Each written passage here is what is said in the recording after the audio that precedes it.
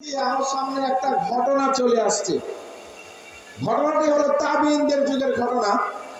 তৎকালীন সময় পৃথিবীতে এত মুসলমান ছিল না, কিন্তু মুসলমান না থাকার পরে অল্প সংখ্যার মুসলমানরা পৃথিবীর যেদিকে রওনা দিয়েছেন, সফর করেছেন, দেখা গেছে কিছুদিন পর পুরো এলাকাটা ইসলামের ভূমিতে পরিণত হয়েছে।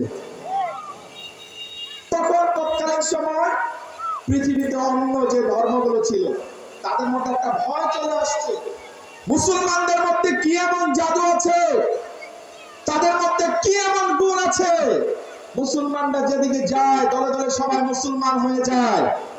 মুসলমানদের যে এলাকা পাড়িয়ে যায়, যে গ্রাম পাড়িয়ে যায়, সেই গ্রাম মুসলমানদের ভূমিতে পরিণত হয়। কোনো কারণে কোনো একজন মুসলমান কোনো এলাকায় গেলে কিছুদিন পর দেখা যায় পুরো এলাকাটা ইসলামের ভূমিতে পরিণত হয়। এর কারণ কি?